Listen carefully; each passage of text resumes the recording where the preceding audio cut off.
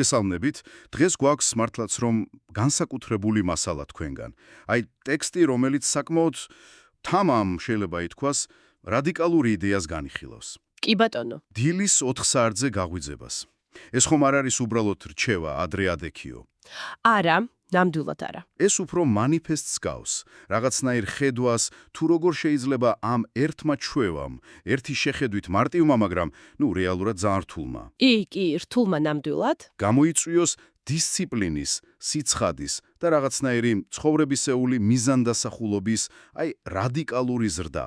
დიახ, ეს წყარო ნამდვილად არ გვთავაზობს რაღაც კომპრომისებს ან ნახევარზომებს. პირდაპირ ამბობს, რომ 4-ზე გაღვიდება არ არის უბრალოდ ადრე დაწყება. ხო. ეს არის დეკლარაცია. საკუთარი თავის წინაშე, ცხოვრების წინაშე. თითქოს ამბობდე, მე მზად ვარ. მზად ვარ გადავიდე დისციპლინის, სიცხადის, მიზანდასახულობის ახალ, უფრო მაღალ დონეზე. და ამ დროს უწოდებს წმინდა დროს. ის საათები, რომლებიც სულ შენია, სანამ სამყარო გაიღვიძებს და თავის მოთხოვნებს წამოგიყენებს. მართალია. მოდით, მაშინ ჩაუღრმავდეთ. რას გულისხმობს კონკრეტულად ეს წყარო? ჩვენი მიზანიც ხომ ეს არის, გავაანალიზოთ ძირითადი არგუმენტები. რა სარგებელი შეიძლება მოიტანოს? და ის აზროვნების ცვლილება, ფუნდამენტური ცვლილება, რასაც გვთავაზობს. კი ბატონო. დავიწყოთ ალბათ იმ კონტრასტით, რასაც წყარო ასე ხაზს უსვამს. კონტროლი. ანუ საკუთარ დღეზე კონტროლი. როგორ აყალიბებს ამას? წყარო აქ ძალიან მკაფიო არჩევანის წინაშე გვაყენებს ფაქტობრივად. ან შენ აკონტროლებს შენს დღეს. ან ის გაკონტროლებს შენ. ზუსტად. ან შენი დღე გაკონტროლებს შენ. აქ მთავარი იდეა ისაა, რომ დილის 4-ზე ადგომა გაძლევს საშუალებას იყო პროაქტიული და არა რეაქტიული. ანუ მოდი დავფიქრდეთ, როგორია ხშირად ჩვენი დილა. ვიღვიძებთ მაღვიზარას ბოლო რეკვაზე, ხო? ეგრევე ტელეფონს ვეცით. კი, მეილები, შეტყობინებები. ქაოსი. ვაგვიანებთ, წყარო ამბობს, ეს არის რეაქტიული რეჟიმი. შენ რეაგირებ იმაზე, რაც ხდება. ხო? ამის საპირისპიროდ, ადრე ადგომა გაძლევს დროს, რომ დღე დაიწყო განზრახვით. შენი განზრახვით. ეს შეიძლება იყოს ვარჯიში, მედიტაცია, დღის დაგეგმვა, ან თუნდაც რაღაც მნიშვნელოვან პროექტზე მუშაობა. ანუ რაღაც, რაც შენთვისაა პრიორიტეტი. დიახ, სანამ გარე სამყაროს მოთხოვნები შემოიჭრება. ეს არის არჩევანი, რომ დაიწყო დღე შენი პირობებით. ანუ ეს მარტო დროის მენეჯმენტი არ ყოფილა, ეს ენერგიის და განწყობის მართვაც არის, ხო? რა თქმა უნდა.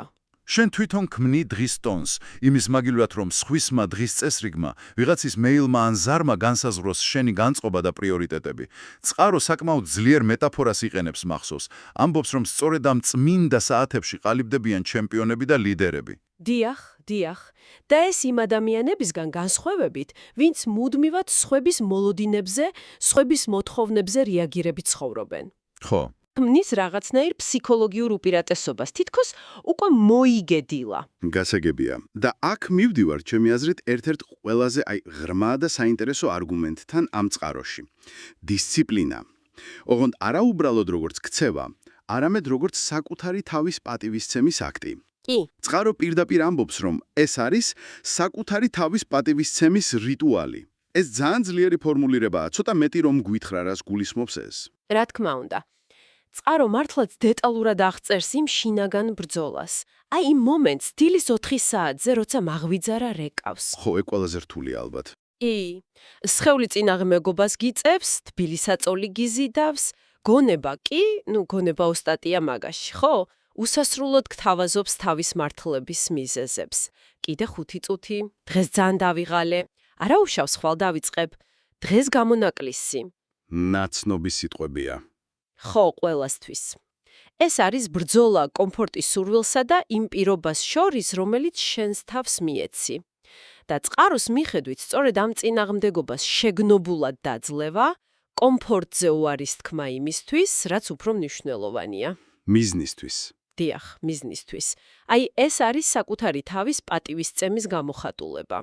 ეს არის აქტი, რომელიც ამბობს, ჩემი მიზნები, ჩემი სიტყვა საკუთარი თავის წინაშე, უფრო მნიშვნელოვანია, ვიდრე ეს მომენტალური წარმავალი კომფორტი.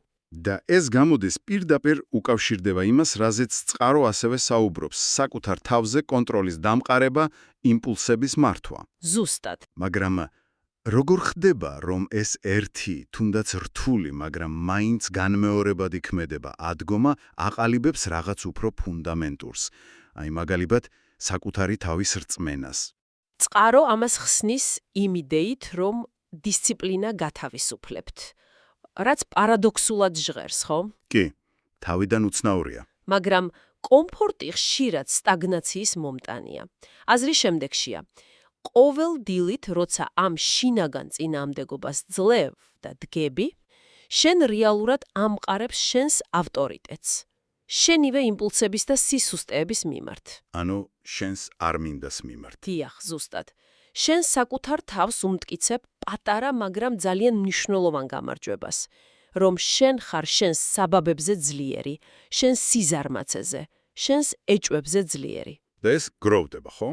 ეს გამარჯვებები გროვდება. ყოველი ასეთი დილა აგურსდებს შენი თავდაჯერებლობის შენობაში, შენი საკუთარი თავის რწმენის შენობაში. შენ იწყებ იმის დაჯერებას, რომ შეგიძლია გააკეთო რთული რაღაცები. რატომ? იმიტომ რომ ამას ყოველ დილით აკეთებ. ყოველდღიური ბრძოლა და გამარჯვება ქმნის იმას, რასაც წყარო შეუჩერებელ ვერსიას ეწახს. დიახ. კარგით, მოდით გადავიდეთ შემდეგ მნიშვნელოვან სარგებელზე.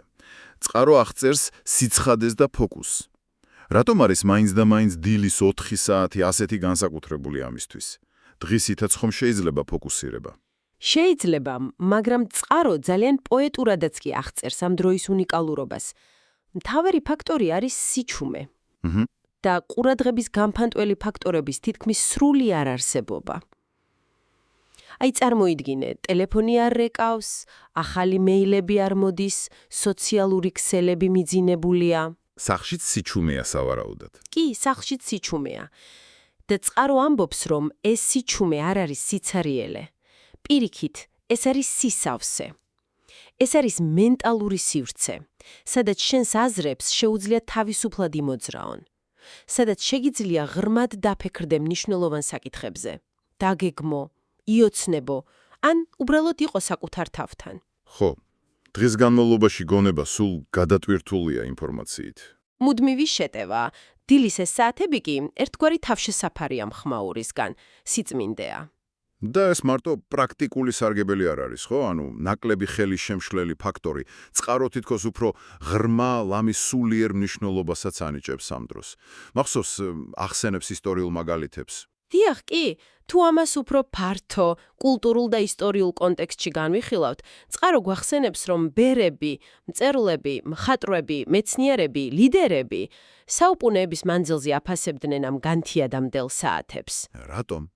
ღრმა კონცენტრაციისთვის, სტრატეგიული აზროვნებისთვის, შემოქმედებითი მუშაობისთვის და რაც ძალიან მნიშვნელოვანია, საკუთარ თავთან დასაკავშირებლად, საკუთარი შინაგანი ხმის მოსასმენად. ეს არის დრო, როცა სამყაროს ხმაური მინიმალურია და შინაგანი სიცხადის მიღწევა უფრო ადვილია. წყარო ამას აღწერს როგორც სიმშვიდესთან, შინაგან წონასწორობასთან დაკავშირების შესაძლებლობას, რაც, თანამედროვე მუდმივად აჩქარებულ სამყაროში ნამდვილი ფუფუნებაა და მეთანხმებით. ნამდვილად. გასაგებია, ესე იგი გვაქვს კონტროლი, დისციპლინა, სიცხადე. მაგრამ მოდით ვისაუბროთ დროზე. აი ეს კლასიკური პრობლემა. დრო არაფრისთვის არ მხპოფნის. აჰა, კი. როგორ პასუხობს ამ ძალიან გავრცელებულ გამოწვევას ეს 4 საათზე ადგომის იდეა? ეს ერთ-ერთი ყველაზე პრაქტიკული და ალბათ პირდაპირი არგუმენტია წყაროში. ის საკმაოდ თამამად აცხადებს. პრობლემა ხშირად დროის ფიზიკური ნაკლებობა კი არ არის, არამედ დისციპლინის ნაკლებობა და პრიორიტეტების სწორად განსაზღვრის ნაკლებობა. როცა დილის 4 საათზე დგები, შენ ფაქტობრივად ქმნი დროს. ქმნი დროს. საინტერესოა. აი წარმოიდგინე დღეში დამატებითი 1, 2 ან თუნდაც 3 საათი, რომელიც მთლიანად შენ გეკუთვნის, სანამ დღის რუტინა დაიწყება. წყარო ამას უწოდებს შენს ფარულ უპირატესობას.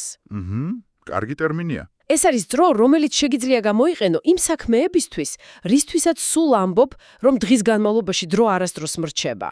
იქნება ეს პიროვნული ზრდა, კითხვა, ახალი უნარების სწავლა. ვარჯიში, ჯანმრთელობა? კი ბატონო. ან შენი ყველაზე მნიშვნელოვანი პროექტები და მიზნები. და აქ შემოდის ის ჯამური ეფექტის, ანუ ინგლისურად compounding effects ის კონცეფცია, რომელსაც წყარო ახსენებს, ესე იგი, ეს არის რაღაც მყისიერი ჯადოსნური შედეგი. არა, ზუსტად, წყარო ამას ხაზს უსვამს. ტრანსფორმაცია ერთ ღამეში არ ხდება, მაგრამ ამ დამატებითი დროის თანმიმდევრულად გამოყენება ყოველდღიურად მთავარია თანმიმდევრულობა. კი, კონკრეტული მიზნებისთვის. თუნდაც დღეში მხოლოდ 1 საათი დაუთმო წიგნის კითხვას, ან უცხო ენის სწავლას, ან შენს ბიზნეს იდეაზე მუშაობას, ან ვარჯიშს. დროთა განმავლობაში ეს იწვევს კოლოსალურ ცვლილებებს. ანუ პატარა-პატარა ნაბიჯები. დიახ. წყარო იყენებს ანალოგიას. წარმოიდგინე, ყოველდღე თუნდაც მცირე თანხას რომ ზოგავდე, ან ინვესტიციას აკეთებდე. თავიდან შედეგი უმნიშვნელოა, ხო? მაგრამ წლების შემდეგ ეს თანხა მნიშვნელოვნად იზრდება. კი, კლასიკური მაგალითია, იგივე ეხება დროსაც. ეს ყოველდღიური ერთი შეხედვით პატარა ნაბიჯები, კვირების, თვეების და წლების განმავლობაში გროვდება და ფაქტობრივად აშენებს ახალ რეალობას, ახალ უნარებს, ახალ მიღწევებს. ეს არის მარათონი, არა სპრინტი. ამასთან ერთად წყარო საუბრობს იმპულსზე, ანუ მომენტუმზე, რომელიც ადრე-ადგომით იქმნება და მას ერთ-ერთ ყველაზე მძლავრ ძალას უწოდებს. აქ თოვლის გუნდის ანალოგია მახსენდება, თქვენ ახსენეთ. როგორ მუშაობს ეს პრაქტიკაში? დიახ, თოვლის გუნდის ანალოგია ძალიან კარგად ხსნის ამას. წყაროს მიხედვით, დილით ადრე ადგომა და რაღაც პროდუქტიულის გაკეთება, თუნდაც მხოლოდ ის ფაქტი, რომ ადექი, როცა შეგეძლო გძინებოდა, ეგ უკვე გამარჯვებაა. ეგ უკვე პირველი მცირე გამარჯვებაა დღის განმავლობაში. და ეს გამარჯვება ქმნის პოზიტიურ ფსიქოლოგიურ იმპულსს. აჰა. შენ იწყებ დღეს წარმატების განცდით, რაც გიქმნის პოზიტიურ განწყობას და გაძლევს ენერგიას. და ეს საწყისი იმპულსი, როგორც პატარა თოვლის გუნდა, რომელიც გორავს და იზრდება. ზუსტად. გეხმარება დღის განმავლობაში სხვა გამოწვევების უფრო ეფექტურად დაძლევაში. ერთი წარმატება ბადებს მეორეს. შენ უფრო მოტივირებული ხარ, უფრო ფოკუსირებული, უფრო თავდაჯერებული. და ეს თავდაჯერებულობა, როგორც ჩანს, რაღაც აბსტრაქტული არ არის. წყარო მას პირდაპირ უკავშირებს საკუთარი თავისთვის მიცემული პირობის შესრულებას, ანუ მომენტუმი და თავდაჯერებულობა ერთმანეთს აძლიერებენ. ზუსტად, ერთმანეთს კვებავენ. წყარო ამტკიცებს, რომ თავდაჯერებულობა შენდება კონკრეტულ, ხელშესახებ ქმედებებზე. არა ოცნებებზე. არა. ყოველ დილით 4-ზე გაღვიძება, განსაკუთრებით მაშინ, როცა ეს რთულია, არის საკუთარი თავისთვის მიცემული პირობის შესრულების აქტი. როდესაც შენ საკუთარ თავს ეუბნები, რომ რაღაცას გააკეთებ და შემდეგ ამას აკეთებ. ასრულებ. შენ იწყებ საკუთარი თავის მდობას. აი ეს არის საკუთარი თავის რწმენის ყველაზე მყარი საფუძველი. და წყაროს თანახმად, რაც უფრო მეტად ენდობი საკუთარ თავს, მით უფრო თამამი ხდები ცხოვრების სხვა სფეროებშიც. მაგალითად, იღებ უფრო გაბედულ გადაწყვეტილებებს, ცდილობ ახალ რაღაცებს, უმკლავდები შიშებს. და კიდევ ერთი საინტერესო ასპექტი, რასაც წყარო აღნიშნავს, ეს შინაგანი იმპულსი და თავდაჯერებულობა ერთგვარ ფარად იქცევა. ფარად, რისგან? ნეგატივის წინააღმდეგ, როცა შენ წინ მიიწევ, როცა პროგრესს გძნობ, გარე ნეგატიურ ფაქტორებს, კრიტიკას, სირთულეებს, წარუმატებლობებს ნაკლები ძალა აქვთ შენზე ზემოქმედებისთვის. შენი შინაგანი მდგომარეობა უფრო მყარი ხდება. გასაბიბირ, ეს უკვე ძალიან ღრმა დონეზე გადავედით. ეს აღარ არის უბრალოდ ჩვევა, ეს არის შინაგანი ტრანსფორმაცია. და ბოლოს, წყარო ამ ყველაფერს აკავშირებს იდენტობის ცვლილებასთან. რას ნიშნავს ეს? როგორ შეიძლება ერთმა ჩვევამ, თუნდაც ასეთმა ძლიერმა, შეცვალოს ის თუ ვინ ვართ ჩვენ? ეს ალბათ ყველაზე ფუნდამენტური, ყველაზე ძირეული იდეაა ამ წყაროში. ის ამტკიცებს, რომ დილის 4 საათზე ადგომა თავისი სირთულითა და მოთხოვნებით არის ერთგვარი განცხადება საკუთარი ღირებულების შესახებ. მესიჯი საკუთარ თავს. კი, მესიჯი საკუთარ თავს, რომ შენ ხარ ადამიანი, რომელიც სერიოზულად ეკიდება საკუთარ მიზნებს, საკუთარ პოტენციალს. და ეს ქმედება, ეს განმეორებადი ქმედება თანდათან ცვლის შენს იდენტობას. ანუ როგორ აღვიქვამ საკუთარ თავს. ზუსტად. იმის ნაცვლად, რომ იყო ადამიანი, რომელიც ცვლილებებზე, წარმატებაზე, უკეთეს ცხოვრებაზე მხოლოდ ოცნებობს ან ლაპარაკობს. რაც ბევრს ახასიათებს. კი ბატონო, შენ ხდები ადამიანი, რომელიც ამ ცვლილებებს ყოველდღიურად აქტიურად ქმნის. მოქმედი ადამიანი. დიახ, და წყარო ფსიქოლოგიურ ასპექტსაც ეხება. შენი ქვეცნობიერი გონება იწყებს ამ ახალ იდენტობასთან გასწორებას. როცა შენ საკუთარ თავს ხედავ როგორც დისციპლინირებულს, მიზანდასახულს, სიტყვის შემსრულებელს. შენი ქმედებებიც ბუნებრივად იწყებს ამ იდენტობის ასახვას. ძალიან საინტერესოა, წყარო თითქოს ამბობს, ის თუ როგორ აღვიქვამ საკუთარ თავს, ყველაზე ძლიერი პრინასწარმეტყველია იმისა, თუ როგორ წარიმართება შენი ცხოვრება. ანუ ეს ერთი ჩვევა 4-ზე ადგომა ხდება კატალიზატორი, კი, რომელიც სვლის არა მხოლოდ შენს განრიგს, არამედ შენს აზროვნებას, შენს შინაგან სურათს საკუთარ თავზე. და წყარო ამტკიცებს, რომ ეს არ არის რაღაც ეზოთერული იდეა, ეს პრაქტიკული რეალობაა. ამბობს, რომ თუ დააკვირდები წარმატებულ ადამიანებს სხვადასხვა სფეროში, მართლაც. აღმოაჩენ, რომ ბევრი მათგანი რაღაც ფორმით აკონტროლებს თავის დილას. ეს არ არის შემთხვევითობა. არა, ეს შეგნებული არჩევანია. შეგნებული არჩევანია, რომელიც საფუძველს უყრის დანარჩენ დღეს და, საბოლოო ჯამში, ალბათ ცხოვრების ტრაექტორიასაც. დიახ, ეს არის ცენტრალური გზავნილი. დილის კონტროლი ხდება ცხოვრების კონტროლის მეტაფორა და ამავე დროს პრაქტიკული ინსტრუმენტი. მაშასე, მოდით შევაჯამოთ ეს ყველაფერი ჩვენი მსმენელისთვის, ანუ შენთვის. რას გვეუბნება ეს წყარო საბოლოოდ? ის წარმოგვიდგენს დილის 4 საათზე გაღვიძებას, როგორც მართლაც მძლავრ, თუმცა ვაღიაროთ რთულ სტრატეგიას. ნამდვილად რთულს. ამედ როგორც თავისუფლების ინსტრუმენტი. კი, ეგ მნიშვნელოვანია. სიცხადის მოსაპოვებლად ამ მუდმივი ხმაურისა და ყურადღების გაფანტვის სამყაროში, იმპულსის შესაქმნელად, რომელიც წინ წაგვიყვანს ჩვენი მიზნებისკენ და რაც ალბათ ყველაზე მთავარია, საკუთარი იდენტობის ტრანსფორმაციისთვის. დიახ. იმ ადამიანად გახდომისთვის, ვისაც შეუძლია საკუთარი ცხოვრების შემოქმედად ყოფნა და არა მხოლოდ რეაქტორად. წყაროს პათოსი ნათელია. ეს არ არის უბრალოდ ადრე ადგომა, ეს არის საკუთარი თავის დაუფლება.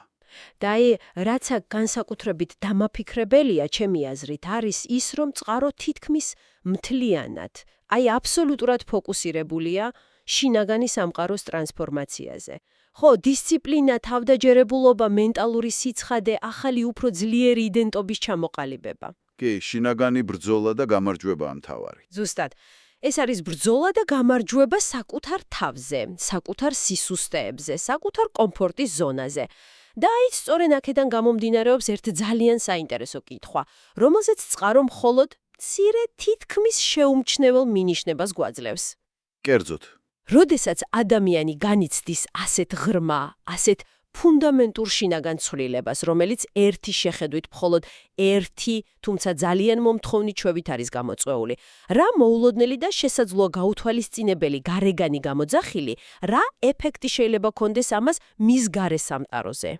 ანუ როგორ აისახება ეს გარეთ? კი, როგორ შეიძლება შეიცვალოს მისი ურთიერთობები ოჯახთან, მეგობრებთან, კოლეგებთან, როგორ შეიძლება შეიცვალოს მისი გავლენა საზოგადოებაზე, ან თუნდაც მისი კავშირი და დამოკიდებულება ფიზიკური გარემოს მიმართ, როცა ის შინაგანად ასე ტრანსფორმირდება.